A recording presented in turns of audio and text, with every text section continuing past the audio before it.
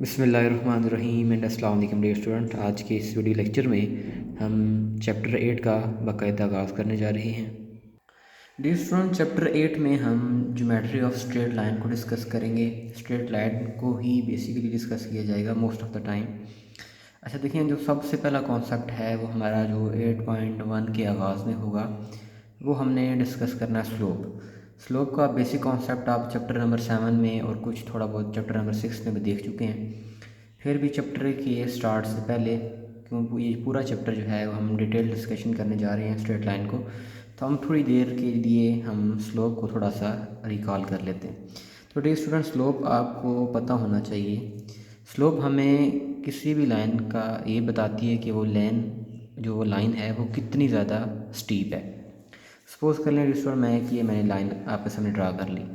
अगर आपसे पूछा जाता है कि इसके स्लोप फाइंड करें या इसकी स्लोप क्या है, तो बेसिकली डियर स्टूडेंट जो हमारी स्लोप है हमें ये बताती है कि ये जो लाइन मैंने ड्रा की है ये कितनी ज़्यादा स्टीप है, कितनी ज़्यादा टेढ़ी है। लेकिन एक क्वेश्चन आपको ये होना चाहिए कि इसमें हम रेफरेंस पॉइंट क्या लेंगे कि किस से कितनी टेढ़ी, किस से कितनी दूर, ये कितनी। देखें मैं आपके सामने ना एक देखें, जब भी हम बात करते हैं ना स्लोप की तो हम एक रेफरेंस लाइन लेते हैं जो कि मोस्ट ऑफ द टाइम हम एक्स एक्सिस को लेते हैं। और इसका जो एक्स जो इसको ये सिर्फ बेसिकली जो है एक्स एक्सिस है, एक रेफरेंस लाइन होती है इसका। बाकी इस फार्मूले के अंदर या स्लोप के अंदर इतनी ज़्यादा इन्वॉल्वमेंट नहीं होती। अब देखें, सपोज कर लें स्टूडेंट, अगर इसकी मैं स्लोप फाइंड आउट करना चाह रहा हूँ तो देखिए ये एक बेसिकली ये देखें कि लाइन है जो कि एक्स एक्सिस पे है, एक एक्स एक्सिस पे लाइन है, ठीक है। इसको मैं एक रेफरेंस पॉइंट ले लूँगा, देखूँगा ये जो लाइन है सपोज कर लें ये यहाँ से कितनी, इस लाइन से ये जो एक्स एक्सिस है कितनी ज़्यादा राइज पे है। देखिए राइज है ना, ऊंचाई पे कितनी पे है। इसको जो हम मैथ के अंदर जो टर्म यूज़ करते हैं हम राइज के वर्ड यूज़ करते हैं कि इस लाइन से एक्स एक्सिस पे ये जो लाइन है कितनी ज़्यादा राइज पे है और कितनी ज़्यादा दूर है, कितनी ज़्यादा दूर है। सपोज करिए इसको मैंने रेफरेंस पॉइंट ले लिया इस पॉइंट को, तो देखेंगे यहाँ से यहाँ तक कितनी दूर है, ऊंचाई कितनी है, उसकी राइज कितना है और इस पॉइंट से वो कितनी दूर है, कितना रन है। तो डियर स्टूडेंट देखें, अब आपने चैप्टर 6 में डिटेल डिस्कशन देखी हुई है। अब देखें बेसिकली का देखें ये फिगर जो आपके सामने बन रही है ये एक ट्राइंगल है और एक ये राइट एंगल ट्राइंगल, और यहाँ पे देखेंगे 90 का एंगल भी बन रहा है, सही है। अब देखिए वहाँ पे भी आपने एक फार्मूला डिस्कस किया हुआ है इसका, आपको पता होगा जो स्लोप बेसिकली tan थीटा के बराबर होती है। तो अभी मैं आपको ये बताना चाह रहा हूँ कि हम स्लोप को सिर्फ tan थीटा के ही इक्वल क्यों लिया जाता है, इसको हम साइन के इक्वल या कास के इक्वल या बाकी ट्रिग्नोमेट्रिक रेशियो हैं उनके बराबर क्यों नहीं लेते। क्योंकि अक्सर स्टूडेंट को क्वेश्चन भी करते हैं कि स्लोप को m=tan थीटा लिया जाता है, ठीक है।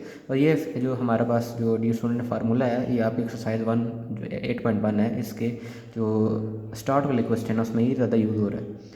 तो आपका क्वेश्चन ये होना चाहिए कि हम tan ही क्यों यूज़ करते हैं। अब देखें डी स्टूडेंट, देखिए बेसिकली जो स्लोप होती है वो राइज ओवर रन होता है। अब देखें बेसिकली डी स्टूडेंट अभी उसको मैंने राइज कह दिया है, लेकिन दूसरी तरफ देखा जाए तो ये इस राइट एंगल का ये परपेंडिकुलर है और ये क्या है, बेस है। ऐसा ही है डियर स्टूडेंट। और देखें क्योंकि हमने इस स्लोप को फाइंड आउट करना चाह रहे हैं तो हमने एक ऐसी ट्रिग्नोमेट्रिक रेशियो लेनी है जो इसमें परपेंडिकुलर और बेस आ रहा हो, जिसमें परपेंडिकुलर और बेस आ रहा हो। तो देखिए डियर स्टूडेंट हमारे पास tan ही थीटा होता है जो हमें बताता है परपेंडिकुलर और बेस के बारे में।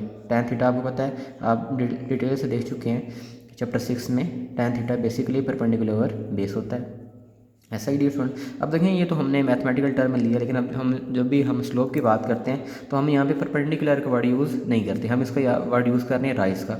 तो हम परपेंडिकुलर को रिप्लेस कर देते हैं राइज के साथ, और जो हमारे पास बेस है जो कि इस राइट एंगल की बेस है इसको हम रिप्लेस कर लेंगे रन के साथ। तो डियर स्टूडेंट हमारे पास जो tan थीटा होता है बेसिकली वो किसके बराबर आ गया, राइज ओवर रन के। ऐसे ही डियर स्टूडेंट ये बेसिकली मेन रीज़न होती है tan थीटा को यूज़ करने के लिए। और हम बेसिकली tan थीटा इसको हम इन जनरल हम रिप्रेजेंट कर देते हैं m के साथ। और इसमें डियर स्टूडेंट कोई खास लॉजिक नहीं है कि m ही यूज़ करना है, लेकिन मोस्ट बुक्स में जो है हम जो एक हमारी जो स्लोप है उसको m से रिप्रेजेंट करते हैं तो हम इसमें m का यूज़ करती है। तो डियर स्टूडेंट ये बेसिकली के रीज़न था, हमने इस फार्मूले को थोड़ा सा देख लिया कि हम m=tan थीटा ही क्यों यूज़ करते हैं। तो डियर स्टूडेंट ये बेसिक फार्मूला है। अब देखिए हमारे पास, अच्छा इसको स्टार्ट करने से पहले एक दो चीज़ें आप इससे और भी डिस्कस कर लेते हैं। डियर स्टूडेंट देखिएगा, जब भी हम एक्सरसाइज या 8.1 करते हैं, चाहे आगे अगली एक्सरसाइज का स्टार्ट करेंगे उसमें जो क्वेश्चन है वो डिफरेंट टाइप से आपसे पूछा जा सकता है। अगर डियर स्टूडेंट अगर क्वेश्चन में क्या जाता है कि स्लोप फाइंड आउट करें, तो ये भी स्लोप को तो अभी हमने देखा है। अगर वो ग्रेडियंट का वर्ड यूज़ करता है तो दरअसल वो बात किसी कर रहा है, स्लोप की बात कर रहा है। अगर एम का वर्ड यूज़ करता है तो वो भी बेसिकली हमारे स्लोप की बात हो रही है। तो ये याद रखिएगा, अगर इन तीनों के डिफरेंट नाम के ज़रिए से इसको याद किया जा सकता है, यानी कि हम स्लोप को स्लोप भी कहते हैं, ग्रेडियंट भी कहते हैं और एम भी। ओके। और डियर स्टूडेंट जो सेकंड कॉन्सेप्ट है, इसमें वर्ड यूज़ करते हैं बच्चे जिसमें अक्सर कंफ्यूज रहते हैं, इंक्लिनेशन। इसके अलावा डियर स्टूडेंट थीटा और एंगल। ओके डियर स्टूडेंट देखिए ये 2-3 वर्ड हैं। अगर आपको कहते हैं ना कि find the inclination of the line, find the inclination of line, ठीक है। इंक्लिनेशन डियर स्टूडेंट अक्सर बच्चे कंफ्यूज हो जाते हैं कि ये एज्यूम करना शुरू हो जाते हैं कि ये बात हो रही है स्लोप की, हालांकि स्लोप की बात नहीं हो रही। इंक्लिनेशन ऑफ लाइन से मुराद ये है कि वो एक्स एक्सिस के साथ यहाँ पे डियर स्टूडेंट जैसे मैंने यह बनाया, ये एक्स एक्सिस थी ना, ये हमारी एक रेफरेंस लाइन थी। ये हमारी बेसिकली कौन सी थी, जो लाइन थी, स्ट्रेट लाइन थी जिसकी हमने स्लोप फाइंड आउट की थी। इन लाइन ऑफ इंक्लिनेशन हमें ये बताती है कि स्ट्रेट लाइन से इसके साथ एंगल कितना बन रहा है। डियर स्टूडेंट ये याद रखिएगा, इंक्लिनेशन ऑफ लाइन बेसिकली वो थीटा की बात हो रही है। इंक्लिनेशन ऑफ लाइन बेसिकली हम किसकी बात कर रहे हैं, थीटा की बात कर रहे हैं, ये याद रखिएगा। अगर कह दिया जाता है कि इंक्लिनेशन ऑफ लाइन फाइंड करें, तभी थीटा की बात हो रही है, एंगल की बात हो रही है। कौन से एंगल की बात हो रही है, जो कि एक्स एक्सिस के साथ वो जो लाइन है, जिस स्ट्रेट लाइन को हम डिस्कस कर रहे हैं, उनके दरमियान जो एंगल बन रहा है उसको हम इंक्लिनेशन ऑफ द लाइन कहते हैं। अगर ये भी कह देता है कि find the theta between the x axis and the straight line which we are discussing, ठीक है। और ये भी कह सकता है एंगल ऑफ इंक्लिनेशन फाइंड करें, एंगल ऑफ इंक्लिनेशन, ठीक है। तो डी स्टूडेंट बच्चे अक्सर कंफ्यूज हो जाते हैं, ये याद रखिएगा।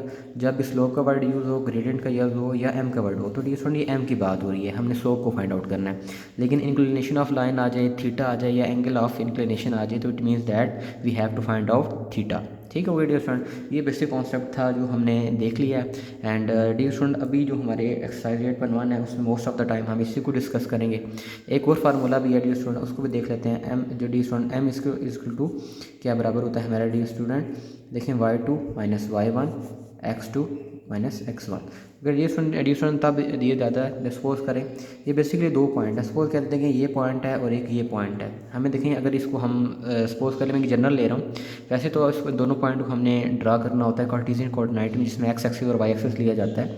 अब इन जनरल में लेके जाता हूँ, ये स्टूडेंट देख लेते हैं हमारे पास 2 पॉइंट है, और ये 2 पॉइंट हमें ये बता रहे हैं कि ये 2 पॉइंट जो कि हमारे पास कार्टेशियन कोऑर्डिनेट में मौजूद है, और उनके दरमियान एक ऐसी लाइन है जो इन 2 लाइन को 2 पॉइंट में से पास आउट हो रही है, ठीक है। हमें 2 पॉइंट दे दिए जाते हैं और क्या दिया जाता है कि इन 2 पॉइंट के दरमियान जो लाइन बन रही है उसकी स्लोप फाइंड आउट करें। तो डियर स्टूडेंट हम ये फार्मूला यूज़ करेंगे। Okay dear student, okay.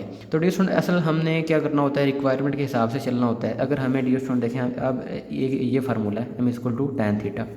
अब इसकी मदद से भी हम स्लोप कैलकुलेट कर सकते हैं और इसकी मदद से भी कैलकुलेट कर सकते हैं, लेकिन अकॉर्डिंग टू डिफरेंट रिक्वायरमेंट्स।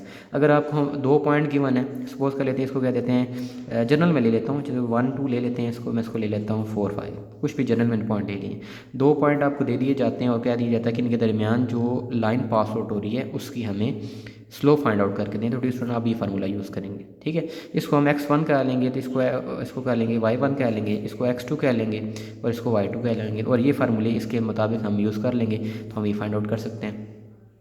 और दूसरा जब डियर स्टूडेंट ये फार्मूला हमने तब यूज़ करना है कि हमें दे दिया जाता है कि आपकी एक बेसिकली ये लाइन है, ठीक है डियर स्टूडेंट, ये एक लाइन है जिसकी हम स्ट्रेट लाइन कह दिया है। तो दूसरी ये देखें, ये हमारे पास एक बेसिकली क्या है, वो एक्स एक्सिस है जिसके साथ ही एंगल बन रहे हैं। यहाँ पे सपोज करें, बता देती है कि सपोज करें जो स्ट्रेट लाइन है वो एक्स एक्सिस के एंगल के साथ सपोज करें 30 का एंगल बना रही है, तो उसकी स्लोप कितनी होगी, ये हम तब यूज़ करेंगे। Dear student in other words, अगर हमें थीटा फाइंड आउट है, हमें थीटा क्या एंगल पता है कि जो हमारे पास जो स्ट्रेट लाइन है विच वी आर डिस्कसिंग, जो वो एक्स एक्सिस के साथ इतना एंगल बना रही है, अगर वो हमें पता है तो हम उसकी स्टीपनेस फाइंड आउट कर सकते हैं। Steepness mean dear student we are talking about the slope, ठीक है। And the slope actually tell us that how line is steep, मतलब जो लाइन है वो कितनी स्टीप है, कितनी ज़्यादा टेढ़ी है, किससे, एक्स एक्सिस से, उस रेफरेंस पॉइंट से। तो this was the most important concept जो आपको आना चाहिए। उसके बाद ही हम इसको अच्छे से डिस्कस करेंगे। तो डियर स्टूडेंट, आपको पता है हम फेडरल बोर्ड में हैं, तो आपको लाजमी नहीं है कि जो क्वेश्चन आपकी बुक में वही हैं, इसके अलावा भी आ सकते हैं। सो मेक श्योर कि आपके जो कॉन्सेप्ट हैं वो बहुत ज़्यादा क्लियर हो। तो डियर स्टूडेंट, अब हम बाकायदा अपनी एक्सरसाइज 8.1 का आगाज़ करते हैं और हम इसको लेके चलते हैं।